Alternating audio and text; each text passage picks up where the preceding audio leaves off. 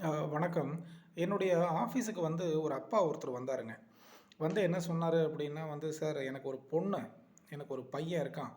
ஆ பையன் வந்து இப்ப தான் வந்து காலேஜ் சேர்ந்திருக்கான். என் பொண்ணு காலேஜ் முடிக்கிற லெவல் ஃபைனல் இயர் சரிங்களா? அது ஃபைனல் இயர்ல வந்து படிக்கும்பொழுது என்ன ஆச்சு, தான் கூட படிக்கிற பையனோட போய் ஓடி போய் கல்யாணம் பண்ணிக்கிச்சு. அது மட்டும் இல்லாம வீட்ட விட்டு போகும்போது என்ன பண்ணிடுச்சு, எங்ககிட்ட யார்ட்டயும் சொல்லவும் இல்ல. ரகசியமா அது பாட்டுக்கு ஓடி போயிடுச்சு. அந்த பையன் கூட போய் சேர்ந்து கல்யாணம் பண்ணிக்கிச்சு. ம். இப்போ நாங்க அந்த பொண்ண போய் தேடி கண்டுபிடிச்சோம். போலீஸோட உதவியால தேடி கண்டுபிடிக்கும் பொழுது, அந்த பொண்ணு சொல்லிடுச்சு, "நான் இனிமே உங்க கூட வரமாட்டேன். நான் இவர் கூட தான் வாழுவேன்." "இல்லம்மா, நீ படிச்சுக்கிட்டு இருக்க. ஃபைனல் இயர் படிச்சுக்கிட்டு இருக்க. படிப்ப முடிச்சிரு. நானே உன்ன கல்யாணம் பண்ணி வைக்கிறேன்." "இல்ல இதெல்லாம் வேண்டாம். நாங்க படிப்பு தேவையில்ல. நான் வந்து ஃபைனல் இயர் வந்து நான் போனாலும் பரவால்ல. நான் இன்னொரு முறை காலேஜில சேர்ந்து படிச்சுக்கிறேன்." கடைசி வரைக்கும் அந்த பொண்ண வந்து நம்மளால சமாதானப்படுத்த முடியல. அந்த அப்பா வந்து ஆஃபீஸ்க்கு வந்திருந்தாரு. அவர் சொன்ன விஷயம் இதுதான். "சார் எனக்கு ஒரு பொண்ணு, ஒரு பையன். என் பொண்ணு வந்து பார்த்தீங்கன்னா, ஓடி போய் கல்யாணம் பண்ணிக்கிச்சு. சரி போகட்டும். அது வந்து என்ன சொல்றது, அவங்களுக்குள்ள அந்த ஜாதி, மத வேற்றுமைலாம் எல்லா நபர்களுக்கும் அவங்க மனசுக்குள்ள உண்டு இல்லையா? ஸோ இந்த பொண்ணு வந்து நான் படிக்க தான் அனுப்பிச்சேன். ஆனா அந்த பொண்ணு படிக்கிற இடத்துல போய் இன்னொரு பையன காதலிச்சு வந்து அவன போய் ஓடி போய் கல்யாணம் பண்ணிக்கிச்சு. இப்ப எனக்கு அத பத்தி கவலை கிடையாது. போனா போகுது. நான் தல முழுகிடுறேன். ஆனா என்னுடைய சொத்துக்கள நான் சேஃப்டி பண்ணணும் சார்." என்னன்னா அந்த பொண்ணு வந்து போகும்பொழுது, ஒரு 7 சவரன் நகைய தூக்கிட்டு போயிடுச்சு. ஒரு கையில ஒரு ரூ. 15,000 கேஷ் இருந்துச்சு. அந்த ரூ. 15,000 கேஷையும் வீட்ல வச்சிருந்த கேஷ எடுத்துட்டு போயிடுச்சு. சரிங்களா? ம். அதனால இப்ப நான் என் சொத்த சேஃப்டி பண்ணணும் சார். பொண்ணு போனது போனது தான். விடுங்க, ஒண்ணும் பிரச்சனை கிடையாது. போனா போகட்டும். ஆனா என்னோட சொத்த சேஃப்டி பண்ணணும். சார் கொஞ்சம் கரெக்ட்டா விலாவாரியா சொன்னீங்கன்னா தான் நான் என்னால ஹெல்ப் பண்ண முடியும். As an advocate. ஆமா சார். இப்போ வந்து எனக்கு வந்து 2, 3 வீடுகள் இருக்கு. மெட்ராஸ் சிட்டில வந்து பார்த்தீங்கன்னா, 2, 3 வீடுகள் இருக்கு. எனக்கு ரென்ட் வருது. நான் வந்து பணத்த வட்டிக்கு விட்டுக்கிட்டு இருக்கேன். எனக்கு வட்டி வருமானமும் வருது. வாடகை வருமானமும் வருது. மற்றபடி நான் வந்து பிஸ்னஸ்லாம் பண்ணிட்டுருக்கேன். எனக்கு அதன் மூலமாவும் வருமானம் வருது. சொந்த வீடுகள் எல்லாமே நான் வெல் செட்டில்டா இருக்கேன். ஃபினான்ஷியலி வெல் செட்டில்டா இருக்கேன். இப்ப இந்த பொண்ணு நான் பெத்த பொண்ணு இந்த மாரி பண்ணும்னு நான் எதிர்பார்க்கவே இல்ல. ஆனா அந்த மாரி பண்ணிடுச்சு. சரி, இப்ப ஊரே ஊரே கெட்டு போச்சு. இதுல வந்து நான் ஒண்ணும் சொல்றதுக்கு இல்ல. ஊர்ல யார் யாருக்கு என்னென்ன நீதியோ அதே தான் எனக்கும். எல்லாருக்கும் ஒரே நீதி நீதி தான் இல்லையா? ஸோ ஊர் கெட்டு போச்சுன்னும்போது நான் ஒண்ணும் சொல்றதுக்கு இல்ல சார். என் பையனையாச்சும் நான் நல்லபடியா கரை சேர்க்கணும். அதனால வக்கீலாகிய நீங்க எனக்கு ஒரு ஹெல்ப் பண்ணுங்க. இதுவரைக்கும் நான் சம்பாதிச்ச என்னுடைய சுய சம்பாத்திய சொத்துக்கள் எல்லாமே, எனக்கு வருகின்ற வாடகை வருமானம், வட்டி வருமானம் எல்லாமே, என்னுடைய அசெட்ஸு, என்னுடைய இன்கம்ஸு எல்லாமே வந்து பார்த்தீங்கன்னா, என்னுடைய 2வது பையனையே சேரும் அப்படின்னு ஒரு உயில் எழுதி ரெஜிஸ்டர் பண்ணணும் சார் அப்படின்னு சொல்லிட்டு சொன்னாரு. முதல் பொண்ணு, 2வது பையன். அந்த பையனுக்கு வந்து இப்ப தான் ஒரு 19 வயசோ ஆகுது. சரிங்களா? அவனும் இப்ப தான் படிச்சுக்கிட்டு இருக்கான். அவனும் கூட வந்தான், ஆஃபீஸுக்கு வந்தான். இது போல வந்து ஏன்னா அந்த பையன் மேஜர் ஆயிட்டான். அந்த பையன் சொன்னான், "இல்லைங்க, எங்கள் அக்கா ரொம்ப நல்லவங்க, ரொம்ப அன்பானவங்க, ரொம்ப பாசமானவங்க. ஏதோ தப்பு பண்ணிட்டு போயிட்டாங்க. எங்கள் அப்பா இப்படிலாம் சொல்றாரு." "அப்படிலாம் செய்யாதீங்க வக்கீல் சார். எங்கள் அப்பா வந்து இந்த சொத்துக்கள், அதான் அவர் சம்பாதிச்ச சொத்துக்கள், சுய சம்பாத்திய சொத்துக்கள் நிறைய இருக்கு. இந்த வட்டி வருமானங்கள், வாடகை வருமானங்கள், இந்த ப்ராப்பர்ட்டீஸு, எங்கெங்கேயோ ஊரில் இருக்கிற லேண்டு எல்லாமே எங்கள் அப்பா வாங்கினது தான். ஆனால் வந்து இது இப்போ எல்லாத்தையுமே வந்து அவர் என்னுடைய பேரில் எழுதணும்னு நினைக்கிறாரு. வில் எழுதணும்னு நினைக்கிறாரு. உயில் எழுதணும்னு நினைக்கிறாரு. உயில் எழுதி பதிவு பண்ணணும்னு நினைக்கிறாரு. பட் எனக்கு இதிலலாம் விருப்பம் இல்ல. அவரு என்னதான் என் பேர்ல வில் எழுதி வச்சாலும், நான் வந்து எங்க அக்காவுக்கு சேர வேண்டியத நான் குடுத்துருவேன். அப்படின்னு சொல்லிட்டு அந்த குழந்தை வந்து 19 வயசு, 20 வயசு தான் இருக்கும் அந்த பையனுக்கு. ஓகேங்களா? உலகம் அறியாம பேசிட்டு இருக்கான் அவன். சரிங்களா? சரி, ஓகே, எனக்கு புரிஞ்சு போச்சு. நான் அவங்க அப்பாட்ட கேட்டேன், "ஏன் சார் இப்படி ஒரு முடிவு எடுக்குறீங்க?" அப்படின்னா, "இல்ல சார், நான் ஒரு 20 வருஷம் அந்த பொண்ண வளர்த்தேன். என் பொண்ண வளர்த்து கடைசில அது என்ன பண்ணிடுச்சு, என்கிட்ட நன்றியே இல்லாம வந்து காலேஜுக்கு அனுப்பிச்சாக்கா, காலேஜ்ல போய் படிக்கிறத விட்டுட்டு கூட இருக்கிற பையனா கூட சேர்ந்துக்கிட்டு ஓடி போயிடுச்சு. அது போனாலும் பரவால்ல, என் வீட்ல ஒரு 6, 7 சவரன் நகைய வேற எடுத்துட்டு போயிடுச்சு. ரூ. 10,000 15,000 கேஷ் வச்சிருந்தேன். அதையும் எடுத்துட்டு போயிடுச்சு. ம். நாளைக்கு வந்து அது என்ன ஆகும்னா, ஒருவேள மறுபடியும் என்கிட்ட வந்தாலும் சரி, நான் அதுக்கு உண்டான ஃபினான்ஷியல் ஹெல்ப் நான் அதுக்கு பண்ண தான் போறேன். இல்லன்னு சொல்லல. பட் என்ன கழுத்த அறுத்துட்டு போச்சு இல்லையா? ஓகே. என்ன கழுத்த அறுத்துட்டு போகும்பொழுது, நான் அந்த குழந்தைக்கு நான் வந்து பாடம் கத்துக் குடுக்கணும் இல்லையா? அதாவது என்ன விஷயம், அவர் என்ன சொல்ல வராருன்னா, இந்த செங்கல்பட்டு தாண்டிட்டீங்கன்னா, மெட்ராஸ்லேருந்து செங்கல்பட்டு தாண்டிட்டீங்கன்னா, கொஞ்சம் தூரம் இந்த கிராமத்துலலாம் போனீங்கன்னா, அங்க ஜாதி விட்டு ஜாதி கல்யாணம் பண்ணா ஆணவ கொலைகள்லாம் அங்க நடந்துகிட்டு இருக்கு. அங்க அந்த மாரி பண்ணிக்கிட்டு இருக்காங்க. ஆனா மெட்ராஸ்ல இருக்கிற ஃபாதர்ஸ், சிட்டில இருக்கிற ஃபாதர்ஸ் வந்து கொஞ்சம் அறிவானவங்க, ஞானமானவங்க. அவங்க இந்த கொலையில, ஆணவ கொலையிலலாம் ஈடுபட மாட்டாங்க. அவங்க வந்து புத்திசாலித்தனமா வந்து புத்தியில விளையாடுவாங்க அவங்க. புத்திமானே பலவான்.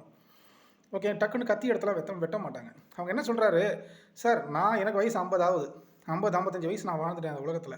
எவ்வளவோ கஷ்டப்பட்டு, எவ்வளவோ அநியாயம், அக்கிரமத்தெல்லாம் பார்த்துட்டு, நான் இவ்வளோலாம் கஷ்டப்பட்டு நான் மேலே வந்திருக்கேன். இந்த சொத்துக்களெல்லாம் சம்பாதிச்சு வச்சு ஃபேமிலிக்கு வருமானத்தை எல்லாம் நான் தேடி வச்சா, ஏதோ ஒரு பையனை கூட்டிகிட்டு அந்த பொண்ணு ஓடி போச்சு, என் பொண்ணு. ஓகேவா? இப்போ நாளைக்கு என்ன ஆகும்? அந்த பையன் ஒழுங்காக சம்பாதிக்கலைனாலோ, அந்த பையன் வந்து ஃபினான்ஷியலி வெல் செட்டில்டாக இல்லைனாலோ அந்த பொண்ணு கஷ்டப்படும், என் பொண்ணு கஷ்டப்படும். அப்போது நீ என்கிட்ட இருந்திருந்தாலே நான் அவனை நல்லபடியாக பார்த்து கல்யாணம் பண்ணி வச்சுருப்பேனே, நீ வந்து இந்த மாதிரி பண்ணிட்டியேன்னு அந்த அப்பாவுக்கு கோபம், ஆதங்கம், வெறி, ஆத்திரம் எல்லாமே இருக்குது. இப்போ அவர் என்ன பண்ண நினைக்கிறாருன்னா, இனிமேல் அந்த பொண்ணு எனக்கு தேவையில்லை, நான் சம்பாதிச்ச பணம் எதுவுமே அந்த பொண்ணை போய் சேரக்கூடாது. ஓகேவா? ஒரு நயா பைசா கூட அந்த பொண்ணுக்கு போய் சேரக்கூடாது. ஸோ அப்போ நான் என்ன பண்ணணும்? நான் லீகலாக வந்து இதை ஹேண்டில் பண்ணணும். ஸோ என்னுடைய இப்போ அந்த பொண்ணை வந்து இவர் வந்து என்ன பண்ணுறாரு, மறைமுகமாக பழி வாங்க நினைக்கிறாரு. வேறு ஒன்றும் இல்லை. பழி வாங்குறதுனா என்ன சொல்கிறது, வெட்டு குத்துறதுலாம் கிடையாது. நான் 20 வருஷம் இந்த பொண்ணை வளர்த்தேன். கடைசியில் பார்த்தா இந்த பொண்ணு என்னை கழுத்து அறுத்துட்டு போயிடுச்சு, என்னை நம்பிக்கை துரோகம் பண்ணிட்டு போயிடுச்சேன்ற ஒரு ஆத்திரத்தில், கோவத்தில் அவர் என்னோடய ஆஃபீஸுக்கு வராரு. வந்து இது போல் வந்து என்னுடைய சொத்துக்கள், நான் சம்பாதிச்ச வருமானங்கள், சொத்துக்கள், ப்ராப்பர்ட்டிஸ் எல்லாமே வந்து பார்த்திங்கன்னா என்னுடைய 2வது பையனுடைய பேரில் எழுதி, எழுதி அதை வில்லுனா உயிலை எழுதி பதிவு பண்ணணும் சார். நாளைக்கு அந்த பொண்ணு வந்து ஏதாச்சும் கேட்டுச்சுன்னா கூட, எனக்கு தெரியாதுமா, நீ அன்றைக்கே கழுத்தறுத்து ஓடிட்ட, அதனால் உனக்கு இனிமேல் எதுவுமே கிடையாதுன்னு சொல்லிட்டு சட்டப்படி அந்த பொண்ணை வந்து சட்டப்படி அடிக்கணும் யாரையுமே. அதாவது எரியறதை பிடுங்குனாக்கா கொதிக்கிறது அடங்கிடும். எந்த ஒரு மனுஷனுக்குமே வந்து பார்த்திங்கன்னா உடம்புல பலம் இருக்கிற வரைக்கும், அந்த தெம்பு இருக்கிற வரைக்கும் தான் ஆடுற ஆட்டம் எல்லாம். பாக்கெட்டில் காசு இருக்கிற வரைக்கும் தான் அந்த ஆட்டம் எல்லாம். அது இல்லை, உடம்புல தெம்பு போயிடுச்சு, பாக்கெட்டில் காசு இல்லாமல் போயிடுச்சு, சாப்பாட்டுக்கு வழி இல்லாமல் போயிடுச்சு, உதவி பண்ணுறதுக்கு ஆள் இல்லாமல் போயிடுச்சுன்னா அந்த மனுஷன் ஜீரோ. அந்த மாதிரி அந்த பொண்ணை வந்து அவர் ஜீரோ பண்ண விரும்புகிறாரு. பொண்ணை வந்து ஜீரோவாக்கி காட்டணும், சட்டப்படி அந்த பொண்ணை ஜீரோவாக்கணும். ஸோ அப்போ நான் என்ன பண்ணணும்? ஏன்னா அவருக்கு 50 வயசு ஆகிப்போச்சு சார், இதுக்கப்புறம் நான் எவ்வளோ நாள் வாழ போகிறேன், கொஞ்ச நாள் தான் வாழ போகிறேன். ஆனால் என்னோட கழுத்தை அறுத்துட்டு போன என் பொண்ணுக்கு நான் வந்து என்ன பண்ணணும், ஒரு பாடம் கற்றுக் கொடுக்கணும். ஓகேங்களா? எப்படி? அதனால் நான் என்ன பண்ணுறேன், இந்த சொத்தை வந்து சட்டப்படி வந்து என்னுடைய காலம் இருக்கிற வரைக்கும் இந்த சொத்தை நான் தான் ஆள போகிறேன், நான் தான் அனுபவிக்க போகிறேன், நான் பார்த்து தான் என் பிள்ளைங்களுக்கு எல்லாம் பண்ண போகிறேன், இல்லைன்னு சொல்லலை. பட் இருந்தாலும் என்னுடைய காலத்துக்கு பிறகு என்னுடைய பொண்ணை இந்த சொத்துக்களை அனுபவிக்கக்கூடாது. அதனால் என்னோடய சொத்துக்கள், என்னுடைய வருமானங்கள் எதுவாக இருந்தாலும் எல்லாமே என்னுடைய பிள்ளையே சாரும் அப்படின்னு உயில் எழுதி பதிவு பண்ணணும் சார், ரெஜிஸ்ட்ரேஷன் பண்ணணும், வில்லை ரெஜிஸ்ட்ரேஷன் பண்ணணும்னு சொல்லிட்டு நம்மகிட்ட வந்தாருங்க. ஓகேங்களா? இப்போ நான் அதுக்கு டிராஃப்டிங் மட்டும் தான் பண்ணி கொடுத்துருக்கேன், நான் இன்னும் பதிவு பண்ணலை. சரி, அவரோட கோபம் கொஞ்சம் ஆறட்டோன்னு சொல்லிட்டு தான் நான் அதை வந்து தள்ளி போட்டிருக்கேன். ஓகேங்களா? அந்த ரெஜிஸ்ட்ரேஷனை. சரிங்களா? இதிலேருந்து உங்களுக்கு என்ன படிப்பினை கிடைக்குது? லேடீஸ், காலேஜ் போகிற பொண்ணுங்க, வேலைக்கு போகிற பொண்ணுங்க, அப்பா அம்மாவோட பேச்சை கேட்காம போகிற பொண்ணுங்க, அப்பா அம்மாவை எதிர்த்து நிற்கிற பொண்ணுங்க, இவங்களுக்கெல்லாம் இதில் இப்போ என்ன பாடம் கிடைக்குது? நீங்கள் கொஞ்சம் யோசிச்சு பாருங்கள். என்ன விஷயம் அப்படின்னா, கிராமத்தில் இன்டீரியர் வில்லேஜ்லலாம் வந்து பார்த்திங்கன்னா ஆணவ கொலைகள் நடக்குது. அவங்க புத்தி இல்லாமல் வந்து என்ன பண்ணுறாங்க, தான் பொண்ணையே கொல்லிட்டு ஜெயிலுக்கு போயிடுறாங்க. இங்கே மெட்ராஸ் சிட்டியில் இருக்கிறவங்க எவ்வளோ ஞானமாக இருக்கிறாங்க பாருங்கள், எவ்வளோ அறிவார்த்தமாக இருக்கிறாங்க பாருங்கள். நாளைக்கு அந்த பொண்ணு வந்து, அப்பா அவர் என்னை காப்பாற்றலை, என்னை சரியாக அவரை வச்சு கவனிக்கலை அப்படின்னு ஒருவேளை நீ அப்பா வீட்டுக்கு வந்தால் கூட அவளுக்கு சோறு மட்டும்தான் சார் போடுவேன், மற்றபடி அவளுக்கு வேறு எதுவும் பண்ண மாட்டேன், ஃபினான்ஷியல் ஹெல்ப் எதுவும் பண்ண மாட்டேன், என் 2வது பிள்ளைக்கு பேரில் எழுதி வச்சிட்டம்மா, இன்னும் நான் செத்ததுக்கு அப்புறம் அவனுக்கு தான்மா, அவன் கொடுத்தா போய் வாங்கிக்கோ அப்படின்னு சொல்லிட்டு அவங்ககிட்ட கையாந்த வச்சுட்டு போயிடுவேன் இந்த பொண்ணுன்றார் அந்த அப்பா. அந்த பிள்ளையாண்டா என்ன சொல்கிறான், அவனுக்கு ஒரு 19-20 வயசு தான் இருக்கும். அவன் என்ன சொல்கிறான், அக்கா ரொம்ப நல்லவங்க, அப்படி இப்படி அப்படின்றான். உலகம் தெரியாமல் பேசுகிறான். இதே நாளைக்கு அவனுக்கு ஒரு கல்யாணம் ஆகட்டுமே, அவனுக்கு ஒரு பம்பர் லாட்ரி அடித்த மாதிரி. இப்போ 20 வயசில் பேசுகிற வாய் வந்து 25 வயசில் வேறு மாதிரி பேசும், 30 வயசில் வேறு மாதிரி பேசும். ஆஹா, அப்போ என்ன சொல்கிறான், என்கிட்ட சொல்கிறான் அந்த பையன், சார் எங்கள் அக்கா ரொம்ப நல்லவங்க சார், ரொம்ப பாசமானவங்க, அவங்க ஏதோ தெரியாமல் பண்ணிட்டாங்க சார், ஆனால் எங்கள் அப்பா வந்து அவங்களை விட மாட்டேங்கிறாரு, எங்கள் அப்பா வந்து அவங்களுக்கு எதுவுமே கொடுக்கூடாதுன்னு நினைக்கிறாரு, எல்லாத்தையுமே என் பேரில் எழுதி வைக்கிறேன்றாரு, பட் இருந்தாலும் நான் வந்து எங்கள் அக்காவுக்கு சேர வேண்டியதை கொடுத்துருவேன் சார் அப்படின்னு அது 20 வயசில் சொல்லுது. நாளைக்கு அது ஒரு கல்யாணம் ஆகி 2 குழந்தை பெற்றதுக்கப்புறம் அவங்க அப்பா செத்து போனதுக்கப்புறம் அந்த பையன் என்ன பேசுவான்னா, அப்பா இது எனக்கு பம்பர் லாட்ரி, எங்கள் அப்பா வந்து இருக்கும்போதே எல்லாத்தையும் என் பேரில் எழுதி வச்சுட்டு போயிட்டாரு, எங்கள் அக்காவுக்கு ஒன்றுமே கிடையாதுன்னு எழுதிட்டாரு, இனிமேல் நான் தான் சொத்துக்கெல்லாம் ராஜா அப்படின்னு அவர் ஒரு மனசில் ஒரு கெத்து வரும், ஒரு தைரியம் அதெல்லாம் வரும். அப்போ அந்த அக்கா வந்து கையேந்து நிற்கும்போது என்ன ஆகும், அப்பா அன்றைக்கே எல்லாத்தையும் என் பேரில் எழுதி வச்சிட்டாரு, உனக்கு ஒன்றும் கிடையாது, கிளம்பு அப்படின்னு அந்த பையன் சொல்லுவான். இதுலேருந்து உங்களுக்கு என்ன தெரியுது, அப்பா காசு பணம் இருக்கிறவராக இருந்தால், சொத்து சுகம் இருக்கிறவராக இருந்தால், ப்ராப்பர்ட்டிஸ் நிறையா இருக்கிறவராக இருந்தால், வட்டி வருமானம், வாடகை வருமானம் மற்றும் இன்ன பிற வருமானங்கள்லாம் அப்பா கிட்ட இருந்துச்சுன்னா, அவர் அப்பா இதெல்லாம் காசு பணம் இருக்கிறவராக இருந்தால் நாம் அவரை பகைச்சிக்க கூடாது. அவரை பகைச்சிக்கிட்டா நமக்கு அப்பா என்ன பண்ணுவார், ஒட்டு மொத்தமாக தலையில் 3 பட்டை நாமத்தை போட்டு விட்டு போயிடுவார். சொத்துக்களை வந்து நம்மளுக்கு எழுதி வைக்காமல் அண்ணன் தம்பி அக்கா தங்கச்சி யாருக்கா எழுதி வச்சுட்டு போயிடுவார். நம்ம அப்பாவையும் அம்மாவையும் நம்ம நம்பிக்கை துரோகம் பண்ணாக்கா அவங்க நம்மளுக்கு சட்டப்படி தண்ணி காமிச்சிட்டு போயிடுவாங்க அதனால் நம்ம பப்பர பேனை வாசிக்கக்கூடாது, இனிமேல் அமுக்கி வாசிக்கணும். இப்போ இனிமேலாச்சும் நம்ம வந்து என்ன பண்ணணும்னா, காசு இருக்கிற அப்பா அம்மாவை சொல்கிற பேச்சு கேட்கணும். ஏன்னா அப்பா அம்மா கிட்ட காசு இல்லைன்னா இந்த பிள்ளைகள் என்ன பண்ணுதுன்னா, அட போயா உன்னால் என்னையா பிரயோஜனம், 50 வருஷம் 60 வருஷம் வாழ்ந்தேன், நீ என்னத்தை சொத்து சேர்த்து வச்ச, இன்றைக்கி மெட்ராஸ் சிட்டியில் அரை கிரவுண்டு வந்து 50 லட்சம் விற்கிது, நீ என்னத்தை பெருசாக 50 லட்சம் சம்பாதிச்சியா, பெருசாக பேசுகிற உன் பேச நான் என்னது கேட்கணும்னு சொல்லிட்டு போகிற நிறைய பிள்ளைகள் இருக்கிறாங்க. அப்பா அம்மா கிட்ட காசு இல்லைன்னா கூட பரவாயில்ல விட்டுருங்க, அவங்க வந்து கடவுள்கிட்ட அழும்போது அவங்களுடைய கண்ணீருக்கு வந்து நீங்கள் பதில் சொல்லுவீங்க. பிற்காலத்தில் கடவுளுக்கு பதில் சொல்ல வைப்பார், உங்ககிட்ட கேள்வி கேட்பார். ஓகேவா? அது 10 வருஷம் 20 வருஷம் கழிச்சு நடக்கும். இந்த காசு இருக்கிற அப்பா அம்மாவை நீங்கள் எதிர்த்துக்கிட்டீங்கன்னா நீங்கள் உடனே பதில் சொல்லுவீங்க.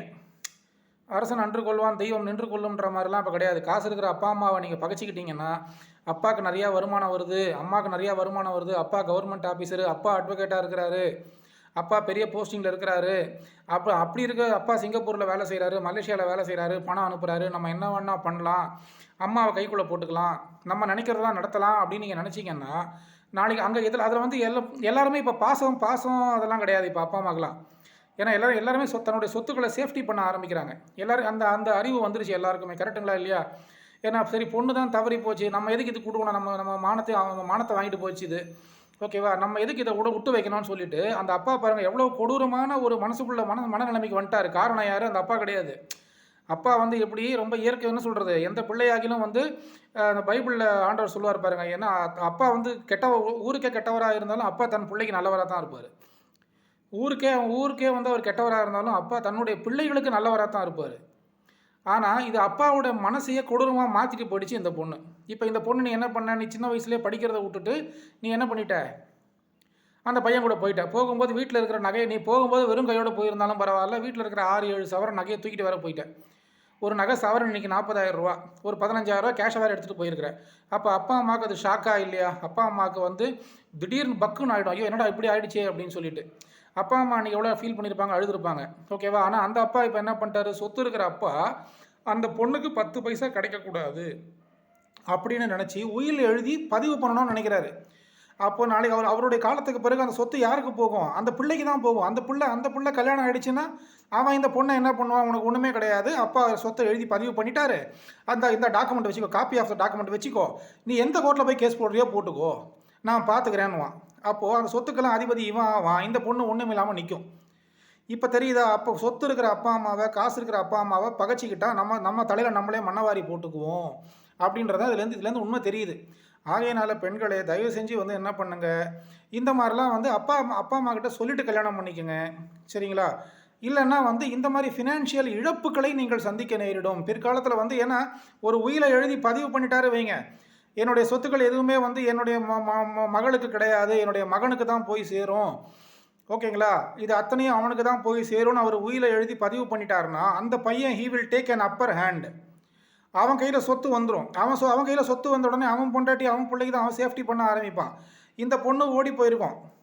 அவன் நல்லாவே வச்சு வாழ்கிறவனாக இருந்தால் கூட அந்த நேரத்தில் அவனுக்கு பண நெருக்கடி ஏற்படும் பொழுது இந்த பொண்ணுக்கிட்டேருந்து எதாவது கிடைக்குமான்னு அவன் எதிர்பார்ப்பான். இந்த பொண்ணு என்ன நினைக்கும், அப்பா கிட்டேருந்து எதாவது கிடைக்குமான்னு எதிர்பார்க்கும். கடைசியில் அப்பாவும் மேலே போய் சேர்ந்துருப்பார், அம்மாவும் மேலே போய் சேர்ந்துருக்கும். அதனோட சொத்தை வந்து இப்போ இவன் அனுபவிச்சுட்டு இருப்பான், இந்த தம்பி அனுபவிச்சுட்டு இருப்பான். அந்த அக்கா வந்து கேட்கும், பரிதாபமாக கேட்கும், எதாவது கிடைக்குமா, உனக்கு ஒன்றும் கிடையாது கிளம்புன்னுவான். இந்த 20 வயசில் இப்போ என்ன பேசி அந்த பையன் என்ன பேசுனா, அக்கா தான் எல்லாமே, அக்காவுக்கு நல்லா சேர வேண்டியதை கொடுத்துருவேன்னு சொல்கிற வாய் 10 வருஷம் கழிச்சு என்ன பேசும்? இதில் கடைசியில் லாபம் அடைஞ்சது யார்? அந்த பையன். வெறுப்பேற்றினது யார்? கோவப்படுத்தினது யார்? அந்த பொண்ணு. இதில் பாதிக்கப்பட்டு குண்டக்க மண்டக்க உயில் எழுதி வச்சது யார்? அந்த அப்பா. தெருவில் நிற்கிறது யார்? அந்த பொண்ணு. இதுதான் மேட்ரு. அதனால் இப்போ இன்றைக்கி தேதியில், இன்றைக்கி 2024 வருஷத்தில் ஜனவரி மாதம், இப்போது ஒரு மாதத்துக்கு குடும்பம் நடத்துறதுக்கு மினிமம் ஒரு 25,000 ரூபாவாச்சும் இன்றைக்கி தேவைப்படுது, சரிங்களா? அந்த 25,000த்துக்கே வழி இல்லாமல் நிறைய பேர் இருக்காங்க. அப்படி இருக்கும் பொழுது நல்லா சம்பாதிக்கிற என்னுடைய அப்பாவை, சொத்து சேர்த்து வச்சிருக்கிற என்னுடைய அப்பாவை, வருமானம் வந்துக்கிட்டு இருக்கிற என்னுடைய அப்பாவை நான் தேவையில்லாமல் நம்பிக்கை துரோகம் பண்ணதுனால தான் நான் இன்றைக்கி தெருவில் நிற்கிறேன், எல்லாத்தையும் அனுபவிக்காமல் உட்காந்துக்கிட்டு இருக்கேன். எல்லாத்தையும் எங்கள் அப்பா அவனுக்கு எழுதி வச்சுட்டு போனார். என் தம்பி வந்து ஒரு காலத்தில் நல்லவனாக இருந்தான், இன்றைக்கி இப்படி மாறிட்டான், எனக்கு ஒத்த பைசா கூட என் தம்பி கொடுக்க மாட்டேங்கிறானேன்னு சொல்லிட்டு நீங்கள் புலம்பி பிரயோஜனமே கிடையாது.